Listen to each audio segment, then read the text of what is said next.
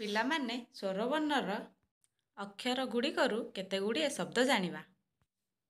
ଅରୁ ଅଜଗର, ଆରୁ ଆତ, ହର୍ଷେଇରୁ ଇଟା, ଦୀର୍ଘଇରୁ ଈଶ୍ୱର, ହର୍ଷଉରୁ ଉଇ, ଦୀର୍ଘଉରୁ ଉଣା, ରୁରୁ ଋଷି, ଏରୁ ଏକାଠି, ଐରୁ ଐରାବତ, ଓରୁ ଓଟ, ଔରୁ ଔଷଧ। ଏବେ ଆମେ ବ୍ୟଞ୍ଜନ ବର୍ଣ୍ଣର ଅକ୍ଷର ଗୁଡ଼ିକରୁ କେତେଗୁଡ଼ିଏ ଶବ୍ଦ ଜାଣିବା। କରୁ କମଳ, ଖରୁ ଖଟ, ଗରୁ ଗଧ, ଘରୁ ଘର। ଏକ ଯୁକ୍ତ ବର୍ଣ୍ଣ। ଚରୁ ଚକ,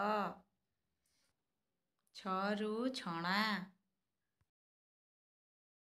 ଜରୁ ଜଟ, ଝରୁ ଝରଣା।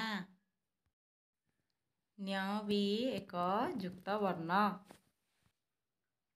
ଟରୁ ଟଙ୍କା, ଠରୁ ଠକ, ଡରୁ ଡର,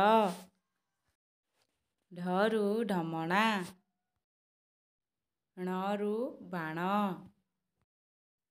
ତରୁ ତରଭୁଜ, ଥରୁ ଥକା, ଦରୁ ଦଉଡ଼ି, ଧରୁ ଧନ, ନରୁ ନଖ, ପରୁ ପର, ଫରୁ ଫଳ, ବରୁ ବଣ, ଭରୁ ଭୟ, ମରୁ ମକା, ଜରୁ ଯମ, ରରୁ ରଥ, ଳରୁ ଜଳ, ୱରୁ ତାୱା, ତାଲବେଶରୁ ଶର, ମୂର୍ଧନ୍ୟଷରୁ ଷଣ୍ଢ, ଦନ୍ତସ୍ୱରୁ ସଡ଼କ,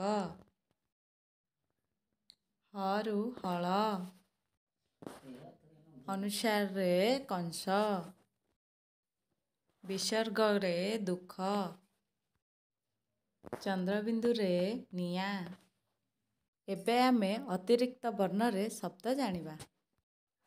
କ୍ଷରୁ କ୍ଷତ, ଡ଼ରୁ ମାଡ଼, ଢରୁ କଢ଼, ୟରୁ ନୟନ, ଲରୁ ଲତା।